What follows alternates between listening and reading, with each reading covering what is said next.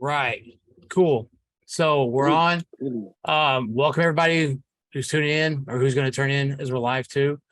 Um, episode 2, Iron Hawaiian Fitness. If you guys have never heard of Iron Hawaiian Fitness, my opinion, the best gym on the island. I've been to quite a few of them. Exactly. Yeah. Yeah. And it's 1727 Republican Street, Suite 3112, Honolulu, Hawaii, 96819. You can Google them and get the number if you need to talk to them about coming in and trying to day pass or something. But definitely, if you're in the area, come check it out. One of the most unique gyms I've been into. The equipment's great. They're always upgrading. The atmosphere there is amazing. So, but I talk about Iron. We're all super friendly too. It's all good. The reason I bring that gym up is because this is episode 2 of Inside Iron Hawaiian Fitness, where I find people in the gym with interesting stories and bring them on to tell it. Today we have Mike Nelson. I think you've been there as long as I have, as I've been working there. I've been working there about 3 or 4 years. How long have you been Iron Hawaiian Fitness? I've been on since probably, I want to say 2016. So okay, so you were there before me. Yeah. But I've known Mark and the rest of them guys since before they opened their own gym, and so the story behind that is before he opened his own gym, he was actually training with people at 24 Hour Fitness, and so I knew him from way back then. So. Oh shit! Okay. So I didn't come in the picture till I would say it's 3 or 4 years ago. I don't know. Mark can remember. It was 2000. Gotta be at least 17 or 18, yeah. Yeah, it was around there. I get like January 1st that year I started. Yeah. So I want to bring you on, Mike, because hey, you have an interesting story. And I know there's people out there that might be in a situation similar to yours that may not choose the way that you went about it. You guys that don't know, Mike has cerebral palsy. You've had it since birth, or is it? Yeah, since birth. Yeah. And he, if you were to watch him train in the gym, besides the walk, you wouldn't be able to tell he has it. I mean, he fucking does everything that anybody else does that trains for bodybuilding. It doesn't hold him back. And it caught my attention. I mean, even when you do like the cardio on the steering wheel, I'm like, fuck, nothing holds this dude back. Like, it's just, when I think, well, because somebody would think of what you can and cannot do, but if they've been there a while, they realize you can fucking do anything in there pretty much. Mm-hmm. So it's and you also compete. So, especially it's just it's interesting because like you say, you've seen a lot of people that use the craziest excuses to hold themselves back. Mm-hmm. And there's people like you and others that have what people could consider setbacks that doesn't even phase them. And it takes a certain kind of mindset to do that. I mean, I'm sure there has to be some mental reframing and stuff going on, stuff you had to prove to yourself and teach yourself so that you couldn't let like the naysayers or couldn't let the negativeness hold you back, and stay in good spirits and train. And, and that's kind of what I want to talk about starting off with is, when did you play any other sports, or was bodybuilding the first thing you really got into? The first sport I played was organized basketball. And growing up, I was, I played soccer and everything too, but basketball isn't always, and it was my first love, and it's always going to be my first love. One of my greatest, favorite players of all time is Kobe Bryant. And basically with Kobe, he was so meticulous in how he went about things, and how he did his training and everything, his preparation and everything too. And it got to the point where I was a senior in high school, and I had decided to try for the basketball team. And I remember going to the doctors, and the doctor immediately checked off. There's a couple boxes, that the doctors can check off, right, for your physical, and he didn't clear me for physical contact. And I'm like, doctor, if you don't clear me, I'm not gonna make the team. Because in my mind, I'm like, yo, I'm just as good as everybody else on this court. Once I lace up my shoes, it's a wrap. And so I had to turn in, the medical, the medical waivers and everything too. And they let me try out, but basically I couldn't make the team because I couldn't clear the medical waivers. And that kind of it shook me for a bit, and I remember they because they gave you two letters. The two letters was congratulations, you made the team, and the other letter was I regret to inform you, but you didn't make the squad, more or less, right? And I hung it up on my bedroom, you know, above my bedroom, above my bed. And so I hung it up above my bed, and every morning I got up and I saw that. Every night I went to bed and I saw that. And what I told myself is like, yo, I never want to feel this ever again. But contrary to popular belief, bodybuilding has always been in the picture. It has always been there. But it was never the forefront, for what it is now. I was always in the gym training. I was always trying to get better physically because of my physical condition. And the one thing with cerebral palsy is it is actually classified as a traumatic brain injury because it affects your speech and the way you walk. And as you guys have noticed, I've already stuttered and whatnot too, because I stutter, when I get excited. So usually when I'm talking about something that I'm really passionate about, like my brain just kind of goes haywire a bit, and I kind of just got to slow myself down.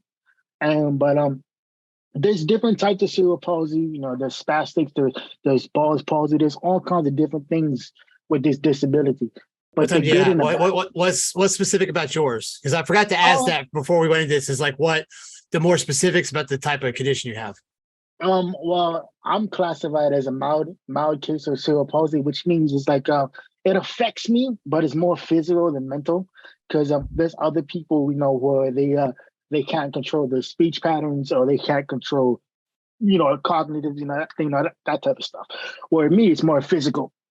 As you get, and as you have seen in, in person, well, the way I walk and whatnot too is basically because of the physical disability, So, but yeah, man. But to get back to what I was saying is like, bodybuilding has always been there. And I always was enamored by bodybuilding. One of the first guys I ever watched was, remember back in the day when they used to make them YouTube videos, were the motivational YouTube videos, it'd be clips of like, Arnold. Yeah, clips of Arnold and everything. Yeah. So I used to have a MySpace page back in high school, and every single video. Yeah, that's how old you just dated yourself. You just dated yourself, man. It's fine. It's fine. It's cool. It's whatever. We've been honest over here. Yeah. And so I had a bunch of my page consisted of like basketball clips and bodybuilding, and I always was enamored with just physically, like what does it take just to change your body to get like that. And then once I got into the the realm of bodybuilding, and this is after high school, while I was in college, and I had a bunch of free time on my hands because it's like I would go to school in the mornings, work a little part-time job, and then I would have the rest of the time off just to train. And I kind of got stuck into it because I was like, it's like because I could physically see my body changing, and I could physically see myself getting stronger. And but what improved along with that was my mentality, and I'll dive into that at a later point in time. One thing I was thinking about was how you put the letters. You said you put it above your bed. Yeah. As a reminder, so you're already mentally putting your head in the right space, kind of like it's up there reminding you so that you stay motivated. I've done stuff like that before, and I think it's or sometimes I'll tell people put it, because everybody's on their damn phone all the time. Put it as the wallpaper on your phone, so every time you turn on your phone, you fucking see that. Yep. Because I think we do need reminders, because this world is so fast paced and everybody's so caught up in social media that their head's always somewhere else instead of where it should be. Mm-hmm. And I think keeping reminders up like that are very good to keep you focused. A lot of things are designed to keep us out of focus, and we have to kind of combat that with things. So that's it's interesting that you immediately did that without anybody suggesting it. So it already told you like how motivated you were to try to make the team. Now, was that the first time you ever had that hold you back? Had that issue hold you back as far as performing or anything like that, or? as of not making an organized squad. Yeah. Yeah, that was the first and only time. So you get into you start getting interested in bodybuilding. And so when did you start practicing it? When was the point where you were like, this is something I can fucking do. I can do this regardless. Let me see. Probably the first time that I actually knew I could do it. Probably maybe 2009, 2010. And I was in school, I wasn't really doing that well academically. And then but the one thing that was consistent was the training. And I figured like, if I applied the same tenacity, to my academics, as a training, I can get better. And so I kind of put that same mindset towards my books that I had in the gym, and everything else kind of fell into place. But it wasn't until maybe it took me probably about a decade to step on stage. Yeah, about a decade. So from 2009 to about 2018 is when I did my first show. But in that span of period of time, there were so many things that were happening in my life, both positive and negative. But the one thing that got me into competitive bodybuilding was that I remember stepping on the scale one day. Actually, no, I take that back. I had gone to use the bathroom and I had washing my hands, and then I was looking at myself and I'm like, okay, something's going on here. There's something that that something's not is not clicking, and so that's when I stepped on the scale, and I was about 190, and I'm 5'7", so you do the math, and so I wasn't obese, but I was headed that way, and one of the trainers at the gym, that Jeff, I've known him ever since I was 18 years old. So, I remember going to the grocery store that night and just throwing out everything else. I threw out everything else in my refrigerator. I went to the store. I picked up vegetables. I picked up potatoes. I didn't know what I was doing nutrition wise, but I knew what I was doing up until that point wasn't working. And it took me. That was, I want to say, it was April of 2018. And by July of 2018, I went from about 190 to about 165, 170. Shit. Yeah. And a lot of it was trial and error, you know what I mean? So, because I knew the training and everything that I knew, and I had all that down. My thing was the nutrition, because I was one of them dudes like, I can eat whatever the fuck I want to eat because I'm over here lifting 2-3 hours a day or whatever it is, boom, boom, boom, boom, boom.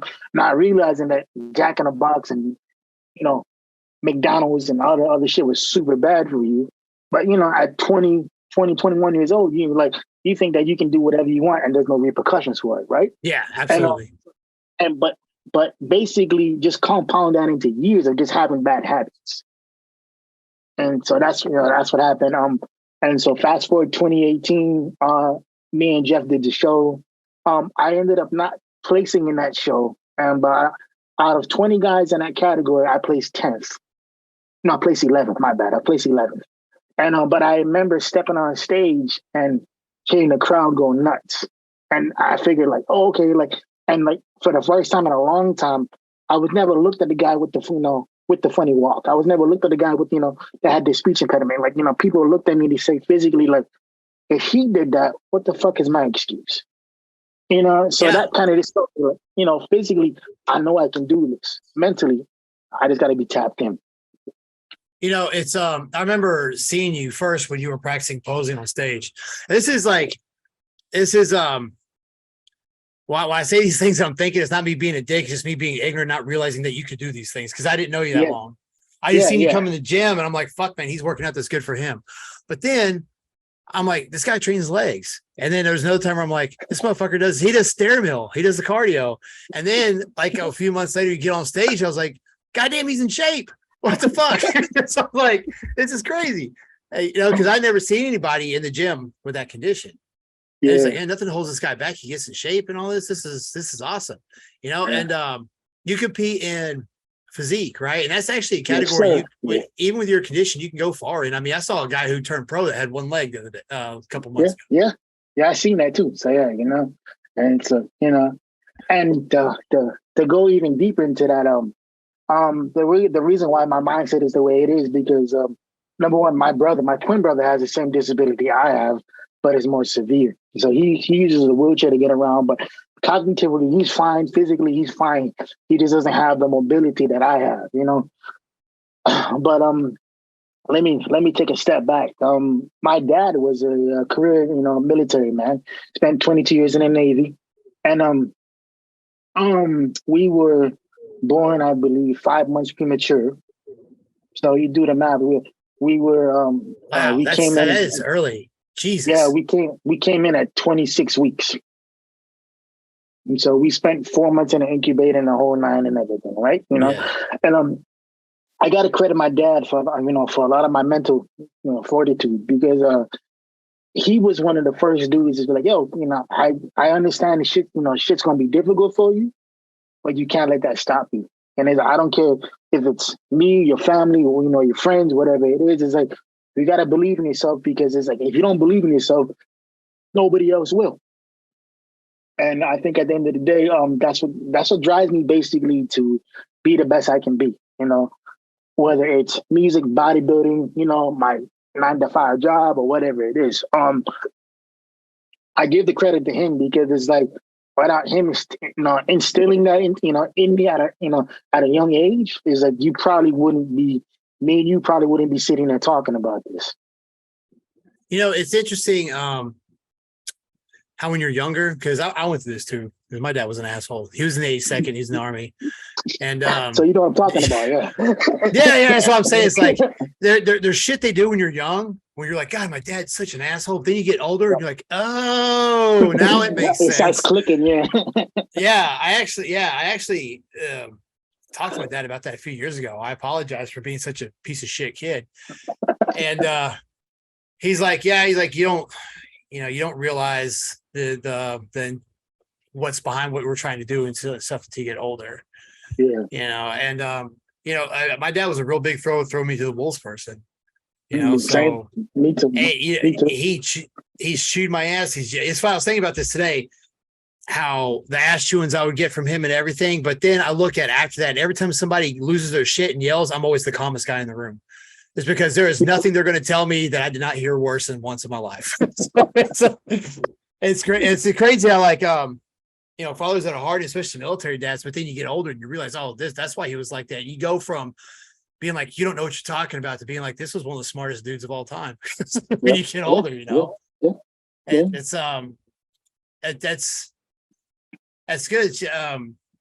As you see it pays off because now you got a strong mindset. You don't let anything hold you back, and you've gotten a lot accomplished.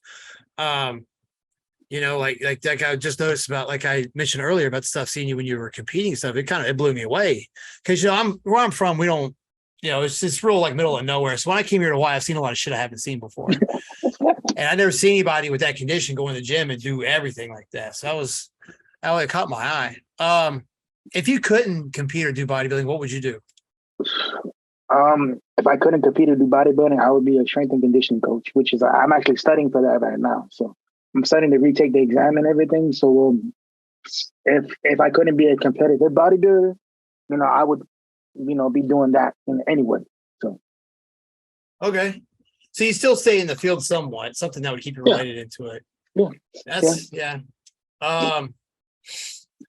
Now, something else interesting that I didn't know about you until later on, and that I just now started talking to you about is the music. You also do music. I want to know what inspired you to start doing that. That's even what inspired me to do that. I was in college, and one of my good friends, or one of my friends at the time, we ended up becoming really good friends. I remember we were sitting in a history class, and it was boring. And so me and him were talking about I don't know how the conversation came about, but I guess I used to carry around a notebook with me, because I used to write rhymes. And so he seen my notebook and he's like, hey man, well, and he saw that I was writing rhymes. And he goes, oh, so like what are you writing rhymes for? This and this and that. And then we started talking about music programs and all kinds of different stuff, right? And so the music program he picked, he pointed me towards was EJ Hip Hop 6. EJ Hip Hop 6 was a basically a beginner's program where you're able to drag and drop pre-made loops and beats into actual songs. So you can make pre-made samples just basically based off that. And I graduated from that to FL Studios and so on and so on and so on.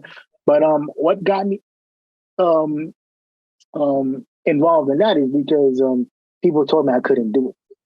I couldn't say. People said I couldn't rap it. They said I couldn't make beats and whatnot too. And granted, some of my early shit is absolutely horrible. It's really really bad. But as I've gotten better, with years and decades under my belt, I've actually been collaborating with people, internationally as well too. So I'm working on that. And so there's a lot of shit I got going on with music, but it all stems from basically people telling me what I can't do. I mean, I'm going to do it regardless. But if you tell me I can't do something, I just kind of adds more fuel to the flame. More fuel to the flame. Most people that I've noticed that tell you shit like that say, yeah, you'll never be able to do it, are people that know that they can't do it themselves. Yeah, 100%. 100%. So they it's almost like they subconsciously don't want to see anybody else succeed, so they tell you shit to bring them back down to their level. Yep. Yeah. Yeah. And I saw something today. It said, if nobody's laughing at your dreams and they're not big enough. Yeah. And I'm like, that's a good point. There's a lot of instances where somebody said they're going to do something and people ridicule or make fun, and that person does it. Yeah. So yeah. I think that's why people have that knee-jerk reactions, because they it's almost like they get jealous, like that they know they can't do it, or they didn't think about doing it first. They try to bring you down instead of trying to bring themselves up, which is a pretty toxic fucking trait, I think. It is, because to piggyback on that, man. If you think you can do something, you can. If you think you can't do something, you're right. You're right on both counts. So and there's another aspect of the quote that you had mentioned earlier. There's a similar quote that says, if it goes don't scare you, then they're not big enough. Yeah, sure. There's always going to be some kind of fear, and we have to, I don't know, man, in some cases fear should make you die for it instead of step back. I mean, that's our mentality being played. That's our safety mechanism, keeping us in the safe zone by trying to think of things that scare you. And you have to break that to get, you have to get out of the comfort zone to grow. Everybody knows that. So that's no different. How long you been doing the music thing? Since 2007.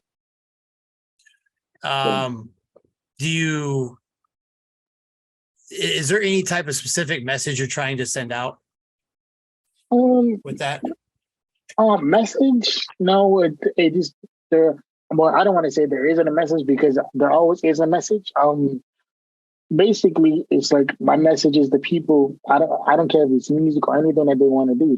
Just believe in yourself, and just believe that you can get it done. And if you find people who are always negative towards you about your goals, whatever not, maybe it's time that you leave the room.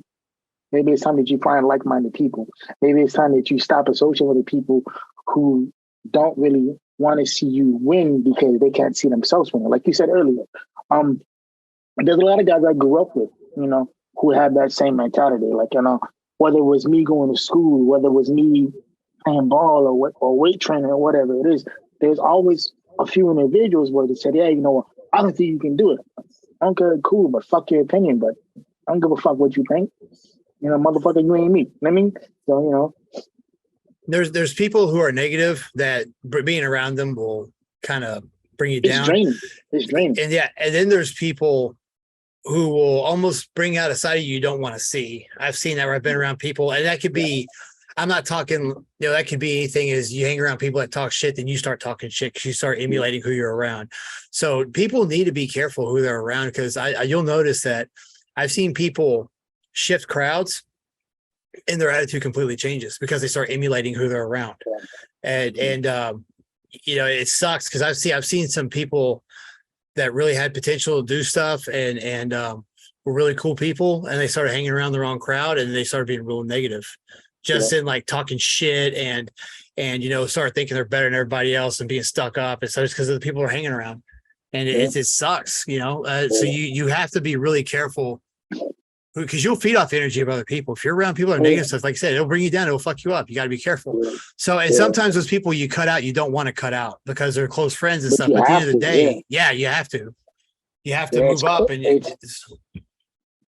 it's called a pack mentality. So, and it's basically it's a psychological thing that we all do. That we may not know that we're doing. And this is my college degree speaking on right now. But basically, what a pack mentality is like, you find mannerisms or you find people that fit into your way of thinking. That make survival easier. If that makes any sense. Yeah. It makes sense. But I mean, at the same time, you could also, instead of you finding people that are like-minded like you could put yourself in a group that's kind of a level up from you, and that could cause you to level up and be with them. Yeah. I mean, look at the gym we train at. Look at some of them. There's some badass fuckers that come into that gym. There's pro athletes that come into that gym. The Rock comes into that gym. So you're in an atmosphere with people that are at the fucking top of the mountain, like the top of the last mountain. So that if the atmosphere in there is just drive. I remember when I first worked out in there, me and my roommate at the time were just like, we wanted to do everything just because we were in there and the atmosphere was good. It's just like that shit bleeds off the walls. And it's so that's the case of when you come to that gym, you're around a lot of people that are at higher up levels, but they're also nice and supportive and helping and stuff. They're not assholes. So that's a very good environment for you to level yourself up by being around that environment. Yeah. Well, majority of us are nice and not assholes. Most of us are. Most of us in the gym, we're super friendly and humble. Yeah. I have my moments, but it's all with good intentions. Sometimes I lose my shit. Hey, I've seen you do it too, and I'm like, God damn, who the fuck pissed Hodge off?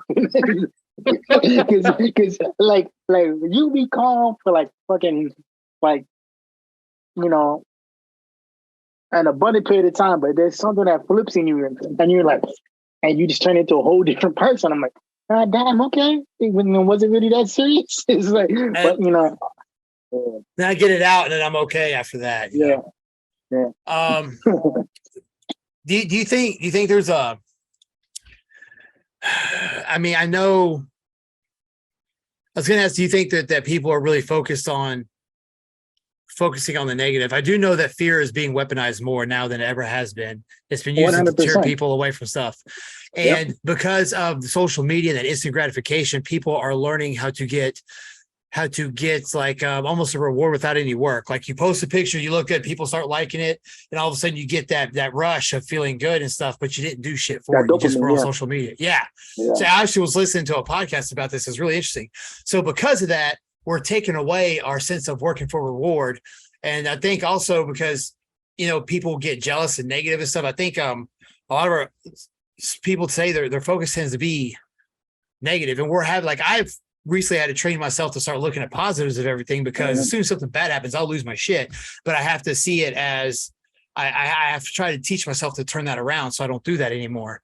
Like when I tore my bicep, I could have been like, I'm all that work for nothing because I'm not going to get to compete, blah, blah, blah. I see it as, well, now I have about 6 months of nothing to do, but I can work on my career and training people and stuff because I won't be able to worry about bodybuilding for a while.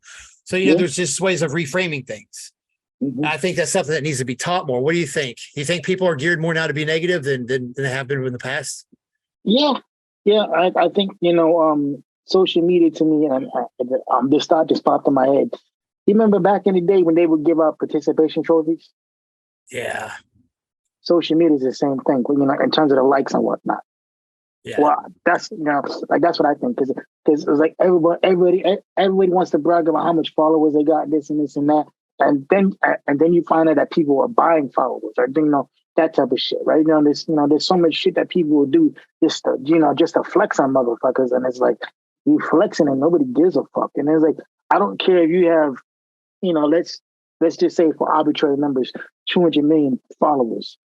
If you're a shitty individual, you're a shitty individual. You know, there's no way around it. But in terms of, do I think people are more prone to be negative? Yeah, because, you know, they look at social media as a dopamine rush, you know, and they're like, oh, well, so-and-so didn't like my picture, or so-and-so, you know, didn't like this, or doesn't like, you know, or like somebody posted a booty and anal and tits and aspect, and they got like a 15,000 likes versus somebody posts their, I don't know, their link to their music channel or or something that they drew and they got 50 likes. I'm like, yo, I take the 50 likes over the 15,000 because at least those 50 people, you know, like they rocking it versus those 15,000 dislike what they physically saw. You know what I mean? The 50 people will be more loyal because they're liking your content stuff rather than somebody just saw an ass photo and liked it by instinct, you know. I get that. Yeah. What before I get too much into the music, I got a couple more things I want to ask that actually could be related to both. Doing the bodybuilding and stuff, you know, because that's really dedicated, restricted to some point, way of life, very dedicated. But doing that, you learn a lot of stuff that you can take outside the gym and be extremely successful. Yeah. So what stuff have you noticed that you've taken out and you've either applied it to your music career or just your career in general? Like what's some traits you've learned competing that you've taken outside the gym and been successful with? With competing, the one thing it's taught me is just to be patient. And just to be patient and to understand that it's like you may be uncomfortable for this period of time, but being uncomfortable doesn't have to last. You know what I mean? So, you know, in terms of bodybuilding, is like when I say uncomfortable, I'm talking about the diet. I'm talking about the endless amounts of cardio that we got to do with the training and everything too. And but the one thing with me, I remember when me and Jeff did my first show, and I can still visualize the text messages in my head. He had me on a keto diet because like I said, I was coming down from 190 pounds. Yeah. So he had me on that. And the one thing with keto is that I didn't realize that you couldn't have any carbs whatsoever. So I remember telling them telling him, hey man, you know what, can I have a piece of bread or this and this and that? 'Cause I remember he had said something about Ezekiel bread or something. So I was asking about that. And I said, hey, you know what, can I throw this into the diet, this and this and that? Then he was like, yo, you know, like we can't do that right now because right now we're focused on you losing all this body fat. And so you're going to have to suffer for a bit. And I remember I started bitching about it. And he was like, yo, like no carbs means no carbs. They like embrace the suffering.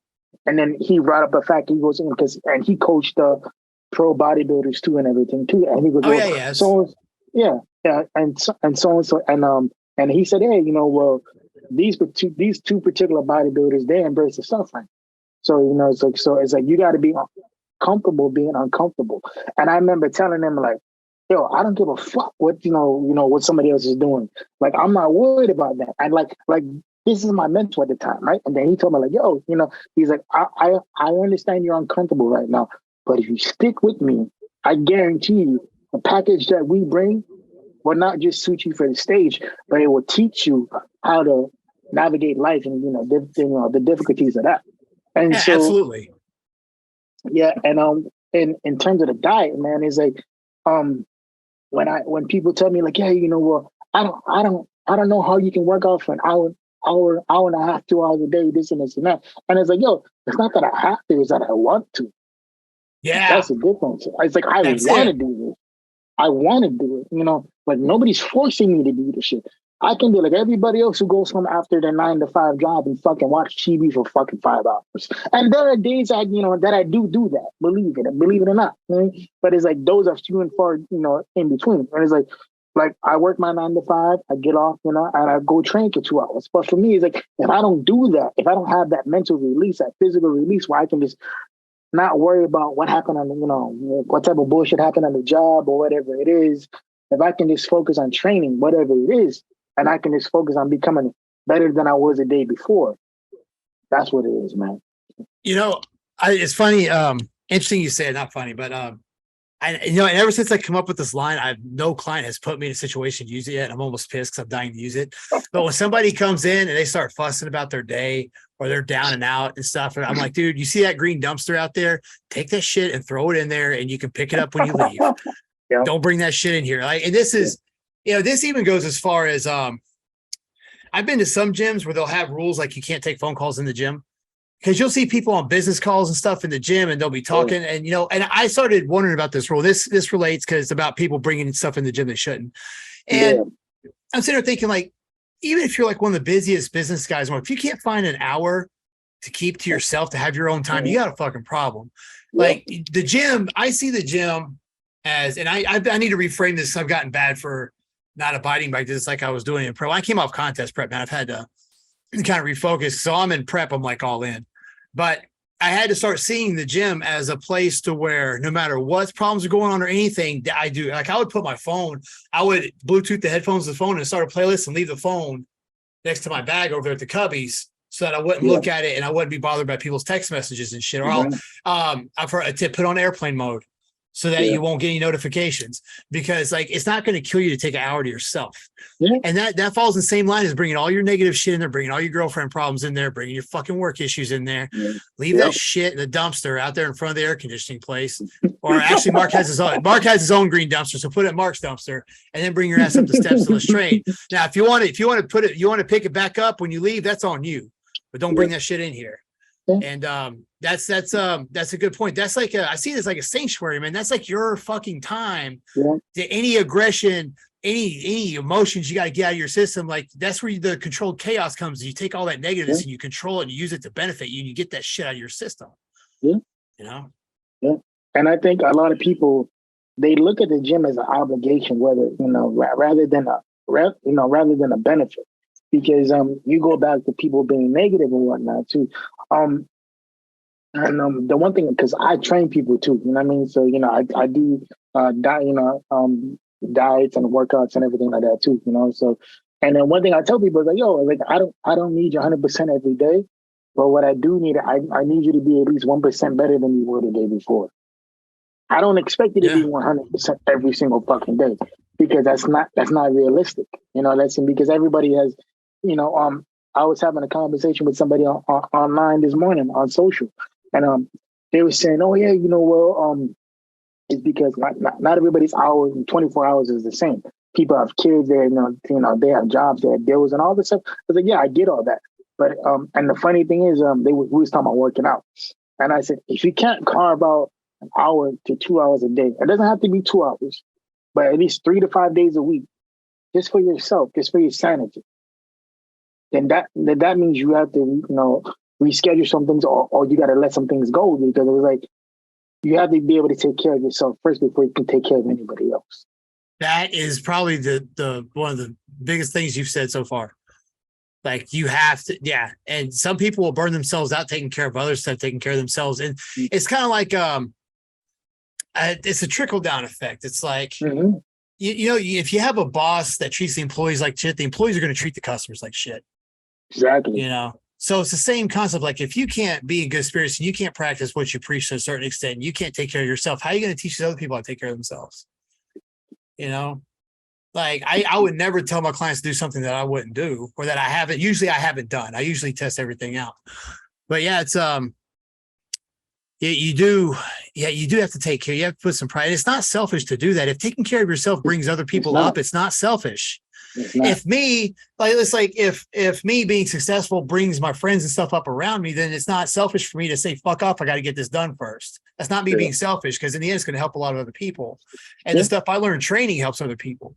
So you do have to put some time into yourself, before you can take care of other people. That's a good point. Now, go ahead. And I was going to say too, because if you don't do that, if you don't have that, some people use boundaries, some people use, different terminologies, but the term I use is boundaries. If you don't have that boundary in between work and the gym or whatever it is, because it's like one of my best friends, we were best friends for forever, right? And she would always text me and whatnot too, and this and this and that. And I'll be like, hey, you know what? I'm in the gym right now. Like let me come hit you back, at a later time. Because I'm not going to sit there for fucking 45 minutes and texting back and forth with your ass over some bullshit that can be handled at a different, at a later time. It's like, yo, respect me or get the fuck out. Yeah. You know what I mean? And I don't mean that in a disrespectful way, but I can understand how some people would take that as disrespect. But it's like, yo, right now you're violating my personal time. Right now you're disrespecting me because I'm telling you that I'm not able to have this conversation with you till we pick this shit up later. And the piggyback off of what you said earlier, the one thing a bodybuilding has taught me is that you don't need to react in that particular moment. Whenever I'm in a heated situation with somebody, I don't care if it's personal or professional, I'm like, hey, I understand you're mad right now, but can we table this and can we pick this up at a later time when cooler heads prevail? Because you don't want to say something or do something that may be detrimental that you may not be able to walk back from. There should always be a cool off period before you talk about it. That's another weakness I had. Because like you just said before, I act instinctively. So I've had to learn in relationships and stuff to kind of like just don't talk to anybody for like a fucking half a day and think about it. Yep. And then if you're still bothering you, then discuss it. Mm-hmm. That's a good point. And to table that too is like when you're able to do that, to step away from the situation and you're able to think like, okay, what was the real issue? Because it's like most of the time it's not what you said, it's what people heard. So a lot of the times people, and there's a difference between listening to somebody and hearing somebody. A lot of people won't listen to you, but they hear what they hear what you said, but they'll filter it, in their own way of thinking, and then they jump to conclusions about it, and you're like, yo, that wasn't even remotely what the fuck I was talking about. But okay, let's dive into that. You know what I mean? So yeah. Now, let's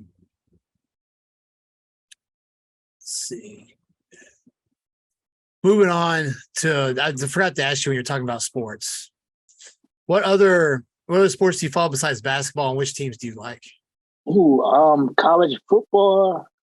It's USC Trojans because of Reggie Bush. Reggie Bush is why are you shaking your head? Because you gave us the shittiest quarterbacks. That's where fucking is that where Darnold came from? Darnold came from USC. Yeah. He came from USC. Fuck. Reggie Bush was good though. All right, go ahead. Yeah. Sorry. Yeah, Miami Hurricanes because of the 2000 and 2001 seasons, and I still believe that Ohio State robbed us of that championship, from 20 years ago. But that's neither here nor there. The documentary that they have on those two teams are great. If you watch 30 for 30. So yeah. And college basketball, I got to represent for the University of Hawaii because I'm a hooper at heart. So I'm always going to represent hooping basketball first.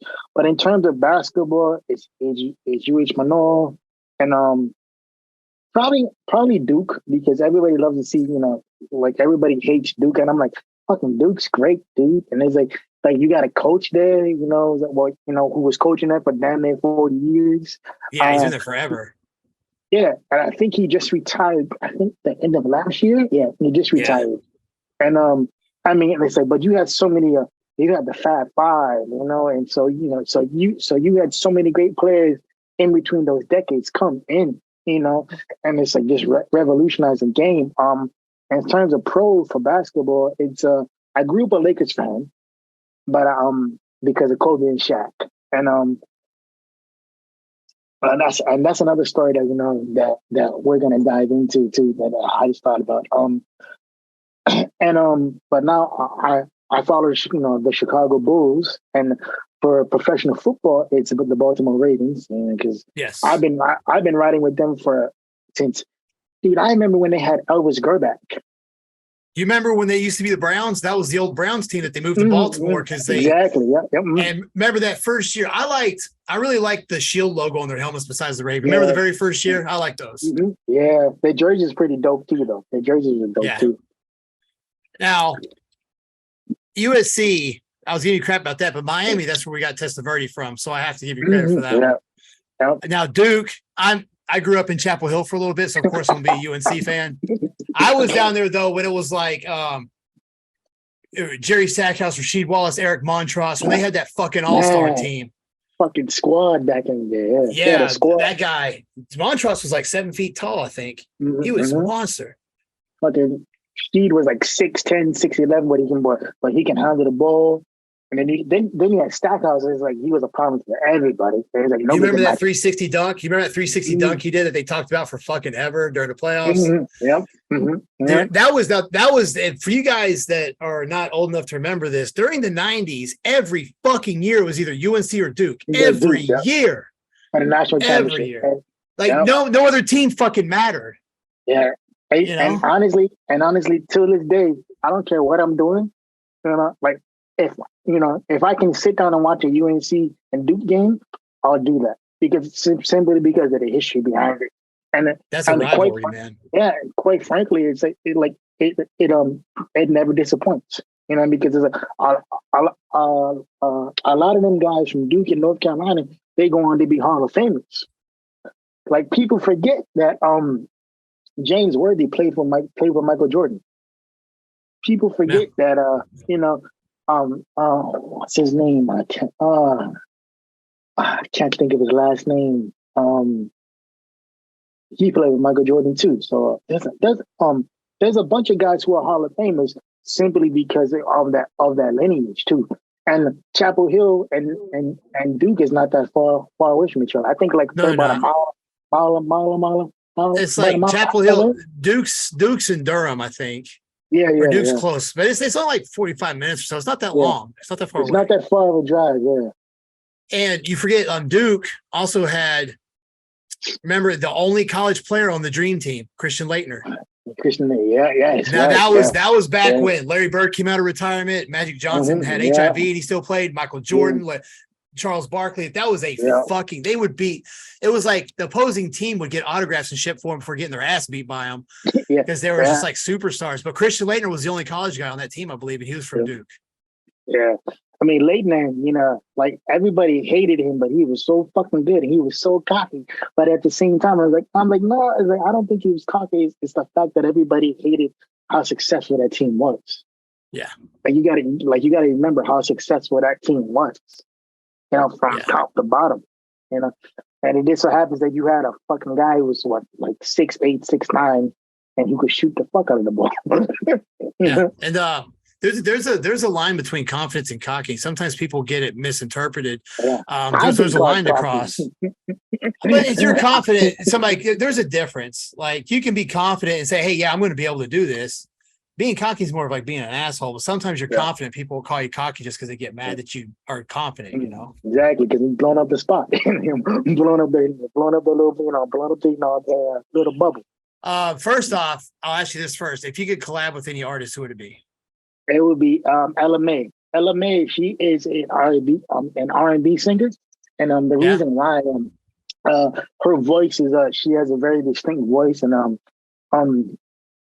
she has she's from London, but she spent some of her time growing up in New York City, if you ever listen to her music, it's like I'm drawn to different types of voices too. So it's like whenever I record, my voice is always going to be. It's going to be a little bit lower, than what it is right now, just simply because of how I pronounce things and everything too. But with her, man, it's like number one, she's great. She's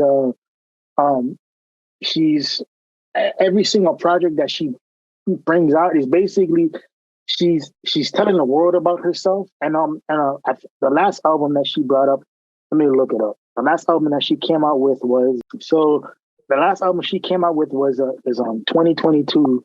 It was Hard on My Sleeve. So basically she's talking about how she's having trouble with romance and relationships, this and that. And she has this one song, it's called Don't Fuck Me Up, which is basically means please don't play me. Don't make me put myself out there just to be disappointed again. And so there's a lot of shit that she talked about in her records. Is and every single album that she comes out with it's more of a progression, and it's more basically trying to figure things out. And she's still going through that same progression, and she's becoming more and more confident in who she is. And top it off, fucking beautiful too. Yeah. I like artists that actually talk about experiences and stuff and have the passion in their music. And you can tell a difference rather than people that just have a beat with a catchphrase and then all these motherfuckers go out and buy the shit. Yeah. But that's why I was wondering who you would pick. Because yeah, I mean, you listen to stuff like, and this goes into my next question. It's not the same now. It's like there's a lot of like, how can we sell one track as much as possible? It's catchphrase, beat that you'll never get out of your head, and then let's overplay it on the radio so we can force these people to think that this is what's good, even though it's not, and they go out and buy the shit out of it. Now, how do you think? That's music now, pretty much. How do you think? What was so different about from now than 10 or 20 years ago? Do you think are the artists missing something, missing a focus, or because you listen to like even the rap stuff from back in the 80s and 90s, like there was anger, there was passion in that. Like they were bitching about stuff that people weren't listening to them about, and they put it in the music and you can hear it. Mm-hmm. You're like, this guy's really like into this shit. It's, and so you can tell there's a lot of passion and feelings in there. Mm-hmm. But today it just seems like a lot of songs, instead of like, I always say there's a difference between a musician and an artist, like Prince, like guys that like, this is no matter how much money they make, they're still going to tour because they love doing it. Then you have guys today that will use it as, and I'm not saying a bad thing. They'll use it as just to make a one-hit track to make money, then cash out and invest in something else. You'll never see them again. Yeah. So what do you think is the biggest difference from 10, 20 years ago than now? I think or you can even take it back to even further, because funny thing is when you bring up music, I used to download a lot of my music was off like LimeWire and Napster and whatnot. So again, I'm aging myself again. I'm aging myself again. But I remember making I had downloaded the whole album of NWA, like Niggas with Attitude, and my radio clock at the time it dubbed as a CD player too, where you could pick a song and set your alarm to it, and it will play. And so the song I picked every morning that I got up and that I woke up to was "Fuck the Police." and I remember my mother at the time, she came into my room and she was like, "Who is that?" I was like, "Oh, that's NWA." She's like, "NWA," and my mother, like she's local, she's from here, but in terms of hip hop, she doesn't know nothing about it, right? And so I said, "Yeah, you know what? It's an acronym and it stands for Niggas with Attitude." And she was like, "Huh?" And I was like, "Yeah," and so I explained to her, what they were talking about. I'm like, yo, it's like you take away all the cuss words and everything too. They're literally reporting what's going on in the hood. They're literally reporting the political injustices and everything that's going on. It's like, and you can hear the anger when they're talking about it too. And that went on from the 80s to the 90s, the early 2000s. I think what's missing nowadays is a lot of guys lack substance, but a lot of guys sound the same, and a lot of them are afraid to be vulnerable with their music. The difference between 80s and 90s versus 20, even the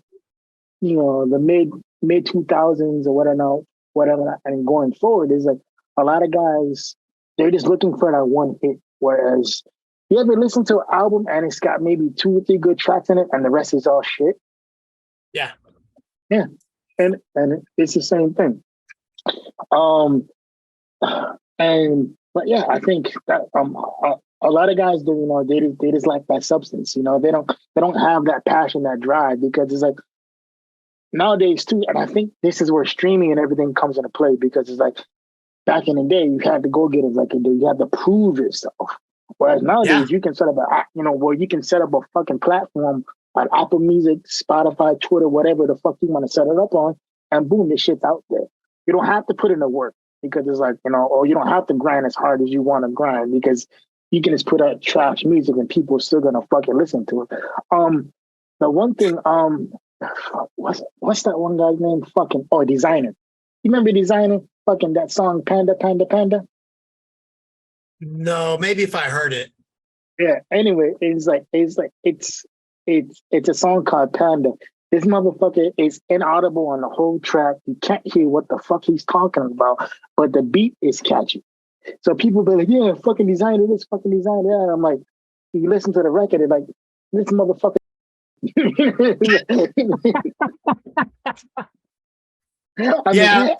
And I don't want to get you canceled or nothing, but I'm just saying. No, it's all good. There's we were talking about were you sitting at the table when I was talking about Mystical the other day? About he was the original catchphrase screamer. Everybody's like, oh, Little John. I'm like, no, before Little John, there was Mystical. He just yelled and told you to do shit. And he had a nice beat behind it. And that was his thing, and he was good at it. But then when he went to prison, like other people just stole it and ran with it, I guess. And I think that's another thing too. A lot of guys lack creativity because you just hit on it too. Like a lot of guys will bite out other people's styles, and they will rap about the same shit. Because it's like you look at hip hop nowadays, all they talk about is drugs, guns, fat women, this and this and that. But then people are shocked that that these guys are dying by the same way that they rapped about. It's like if you rap about certain lifestyles and this and this and that, we're talking about having $100,000 worth of jewelry, buying driving expensive ass cars, this and that, selling drugs, all kinds of shit, right? It's like if you rap about that shit, people are going to assume that you're living that lifestyle. And so when you get caught up dealing with street individuals who are really about that life, and you're not about that life, you get exposed. And a lot of times, like these rappers die simply because, they're not really living a lifestyle that they're rapping about. But they're rapping about it because they know that it makes them money. And if you can even dig deeper into the rap industry itself. It's like if you talk to any CEOs or any major CEO, they say they can't stand fucking rap music, but it makes them the most money. Why? Because suburban white kids listen to this shit. People in the hood listen to this shit. People across all ages listen to, all ages, like listen to hip hop and rap too. But a lot of these motherfuckers ain't living that lifestyle. It's glamorized though. It's funny because I think I was kind of the opposite because of where I grew up. It was like country music and shit was always the stuff. So I always like listened to some of the older country music because I knew that's what everybody listened to and I want to know what it was about. So I kind of like some of it, but I don't listen to it regularly. But if I used to when I would drink, I would know some words of some songs while I got drunk. But it's like I never listened to rap much because I guess the environment I grew up in, not in a bad way, but just didn't listen to it much. So I didn't listen to it much. Like nobody in my house or my family listened to it. They all listened to like 70s, 80s metal and Led Zeppelin and shit, which I got into. But looking back now and listening to some of that 80s, 90s shit now, I'm like, fuck, man, I missed out. I should have been into that stuff because there was some good stuff then.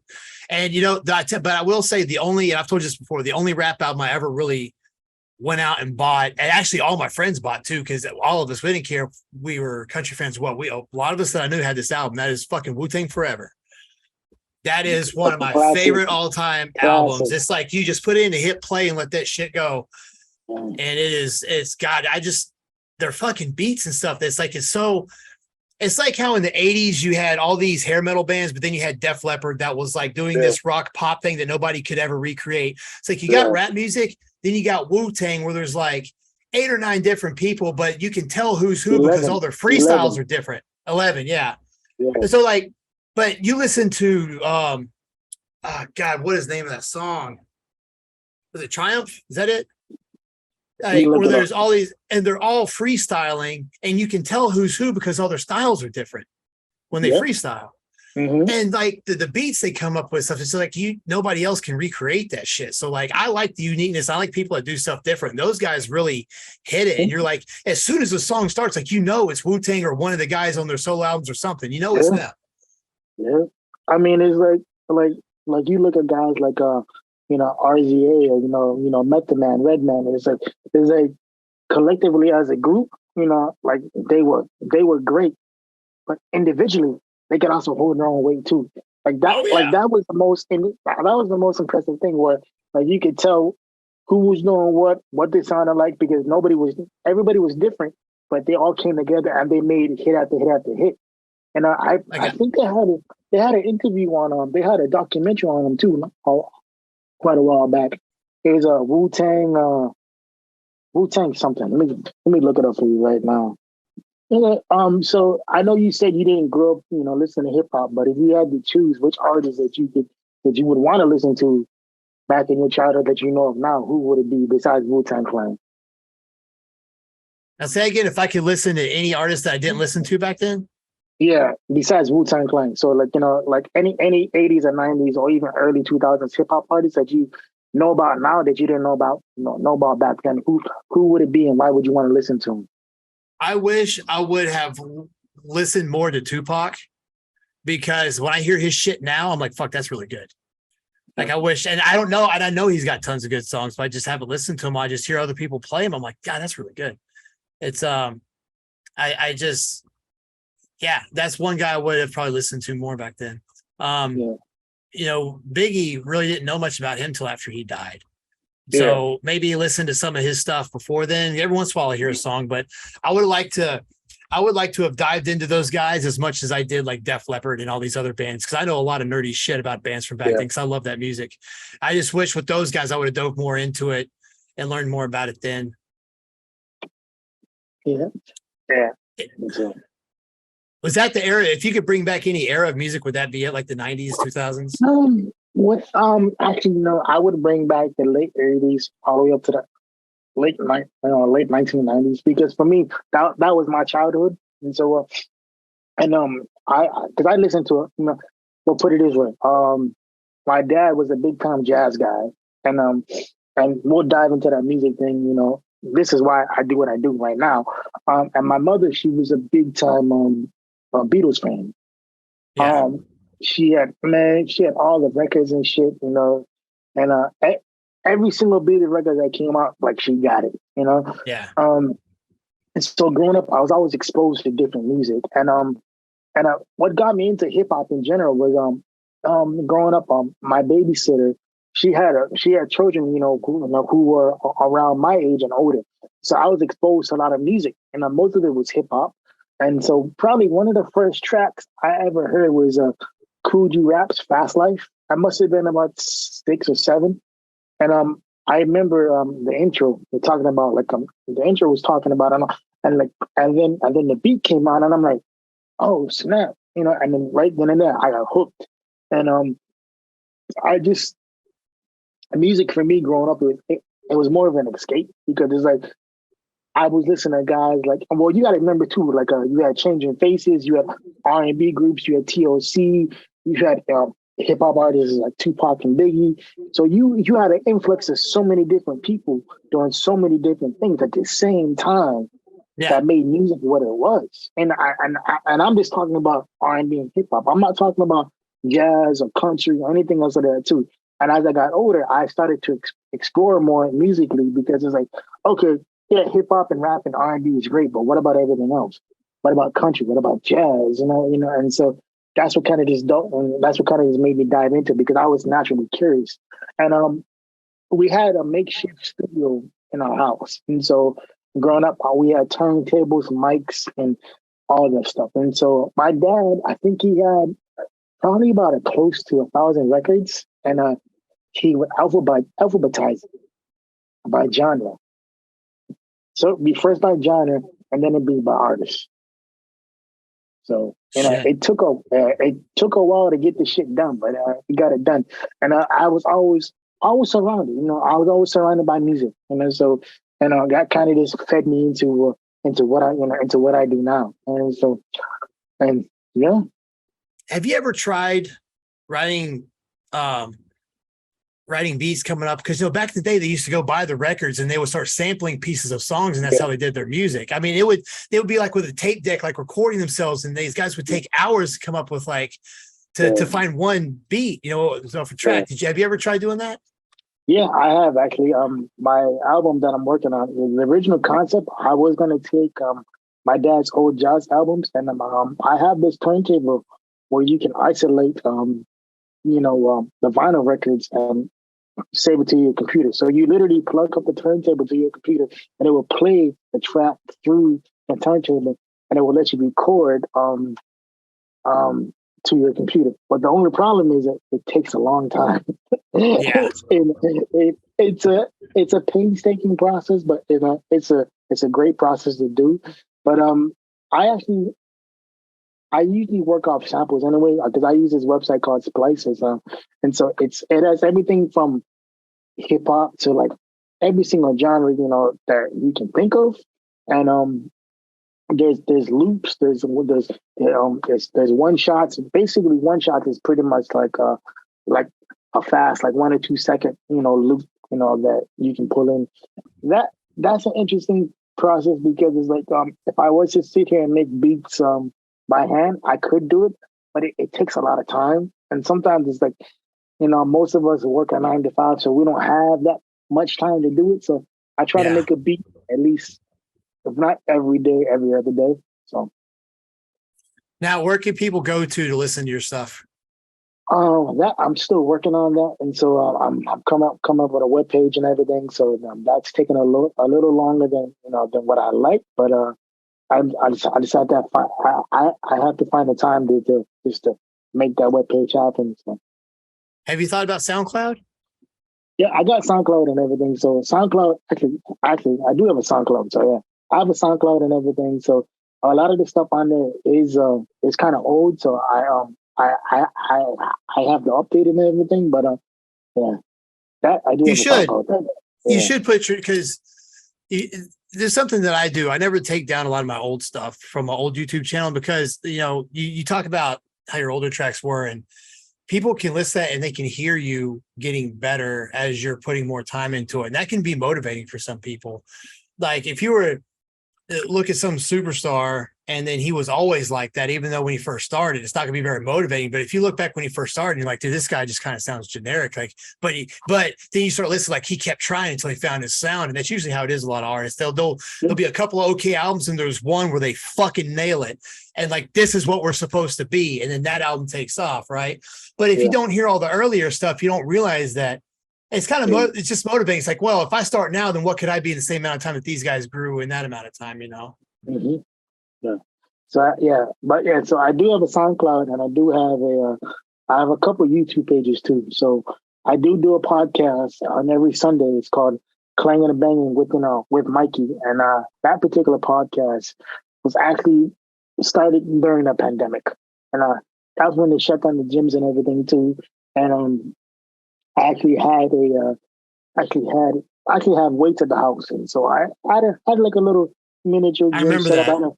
Yeah, so I would film me and a couple buddies working out because it's like most of us were unemployed at the time, and because it's like we were laid off because of COVID. So a lot of the times too is like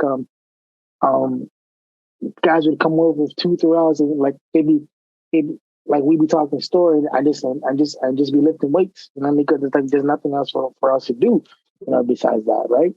And so a lot of my friends who did come over and train, they're like, bro, like if you didn't do what you did, by extending that olive branch out and helping us, get through this particular rough time, is like there's no questions as to I probably wouldn't be here simply because of not having an outlet. So and I did have a couple people I know who did commit suicide because of the pandemic and everything too. I mean, well, not just solely because of the pandemic, but everything else they had that they had going on. So, I try my best to reach out to people, and I try my best to check up on people too. So, yeah.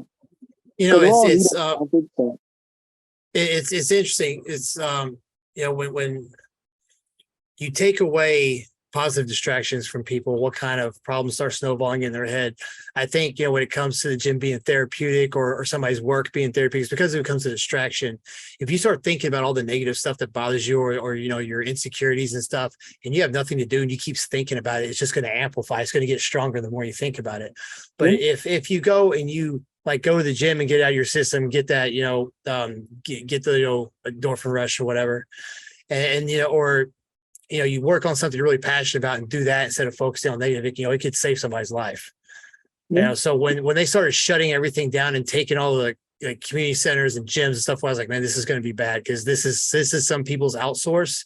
Because I think everybody needs an outsource, whether it's football, whether it's writing music, whether it's lifting weights. You start taking away those outsources and people are going to they have nowhere to vent that energy. It's just going to cause them to blow up. Yeah. So that's it's a good thing you did you by extending, everybody giving other people chances to work out and stuff, because sometimes that's all people have. Yeah. Yeah. And it was funny too, because it's like a couple guys, like they wanted me to, like they wanted to pay me for that. I'm like no, bro. It's like I figured, like if I'm inviting you to my house to come lift weights, lift weights with me, or just chop it up and talk story, you don't need to pay me. Like I'm doing it because I want to do it. You know what I mean? So yeah, and I mean, at least when you're in there, you're making yourself better. You're investing in yourself and you're trying to be better. So I think that gives that thing, just knowing that's a good feeling for some people, knowing that, at least for an hour or two, I went in, I did something for myself and made myself better today. Yeah. You take away that, it's just dangerous. I think I don't, So last thing I want to ask you, anybody that's wanting to get started in something they're passionate about, or some love they have or whatever, and they have any doubt, or they worry about a setback that might keep them from, or, naysayers, or, well, I can't because of this, even if it's something that they work hard, they can get around, because I won't say that opportunity is equal. Some people have a better opportunity than others, but it doesn't mean that, you may have to work a little harder, but that doesn't mean you can't have what the other person has. You just have to work harder, and that's life, and it sucks. But some things we have to realize. So what advice would you give some people to be in that situation?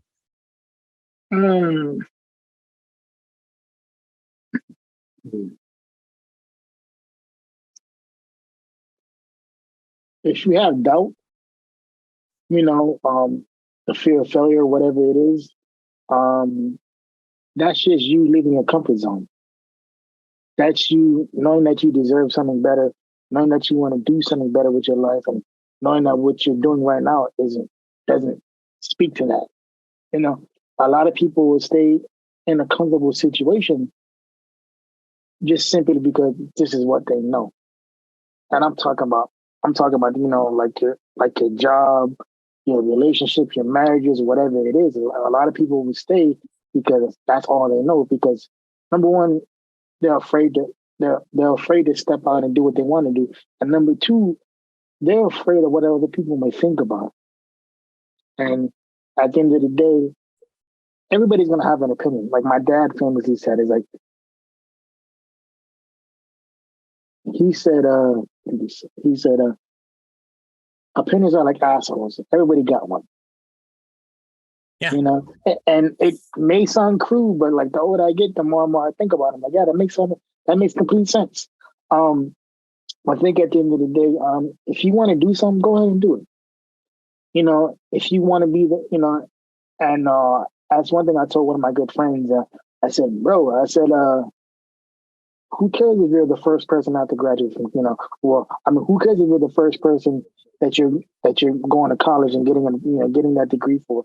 Somebody got to be the first. Why not have it be you? And he was like, what? It's like, think about it. It's like, you gotta set the blueprint so other people can follow. And it may not be the best blueprint. It may not be the best foundation, but you got to start somewhere. And I think a lot of people, they're just so afraid of what other people are going to think about them, or they're afraid of the negative feedback that they're going to get. But like we said earlier, people who say that you can't do something is because they can't picture themselves doing something. Yeah. Yeah. And a lot of the reasons they tell you why you can't is stuff that's usually dealing with them, why they know they can't. Mm-hmm. And a lot of people will sit there and be like, oh, well, I couldn't do this or do that. So, Joe Smo or Mike or even you, Hodge, or whatever it is. Like, I remember we've had conversations, before you got into personal training where you would, you were an alcoholic, more or less, right? Oh yeah, I drink a lot. Yeah. Yeah. And so when you told people that you grew up with, like, yeah, man, I'm becoming a personal trainer. I'm gonna do this, yada yada yada. I'm gonna enter bodybuilding shows. What's the first thing they told you? Probably they couldn't see me doing it because of the habits I was having at that time. Mm-hmm. Exactly. Yeah. But then again, too, is like that version of you is all they know. I'm pretty sure 10, 15, 20 years down the road, is like they still look at you and think, oh, Hodge, that dude with the fucked up haircut. and then Yeah. I had to throw that in there, man, because you had that fucking mullet. You showed me that picture, I'll never forget it. But yeah, man, a lot of people will see you in your current state and not realize that that you've grown and that you've matured, while they're still stuck in the same space mentally. And I think being stuck in the same space mentally is even worse than being stuck in the same place physically. Yeah. And to close this wrap it up, my dad told me something when I was 19, and something I'll never forget. He said, "There's two types of people in this world: those who grow older with wisdom, and those who just grow older." He's like, "You got to decide which person that you want to be, because whoever you become, that's who you always wanted to be."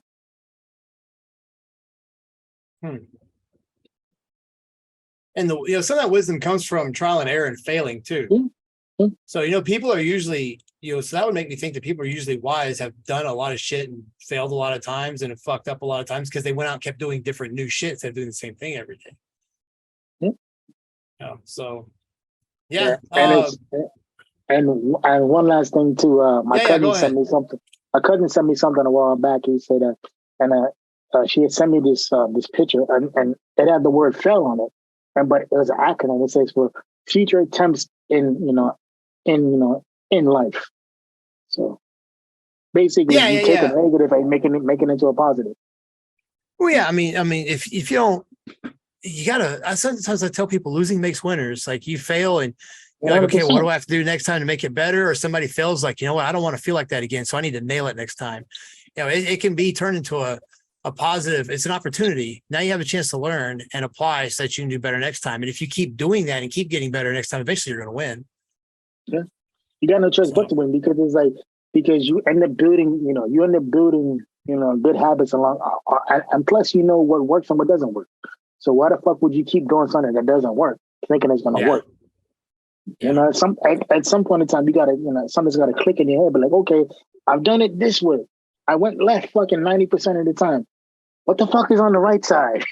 Yeah. You know what I mean? Like, it sounds arbitrary, but when you really think about it, if you keep doing the same shit and you're expecting a different result, that's by definition insanity. Yeah. And it's when people get into trying to lose weight or change their lives, they expect a different result from doing the same shit they do every day. And I tell them, like, you're a product of your lifestyle. If you want to be somebody different tomorrow, you have to change the things you do today. Yeah. But it's hard though, because yes, in order for them to do that, not only do they have to rewire themselves physically, but they got to rewire themselves mentally, and they got to rewire themselves, the people they associate with. And it's usually the people that you associate with are the ones closest ones to you who don't believe that that you can do it, because they see you day in and day out, or a lot of people will sit there and make excuses, like, motherfucker, like, all the excuses that you had, you could have got this shit done 6 months ago. The fuck is your problem? You know what I mean? But some people you can talk to that way. Other people like, yeah, I get it, but you not that you got to baby them, but you got to soften the blow. Because a lot of people, nobody likes being told what they're bad at. But there's a difference between being told what you're bad at and being taught how to fix it, versus just being taught, just being told that you're bad at something all the fucking time. Nobody wants to hear that. Yeah. Mike, thanks for coming on, man. We had about an hour and a half. I think it's the longest one I've done in a while. This is good. Yeah. So send me all your info of like links and all that for people to check out. You guys can check it out in this description.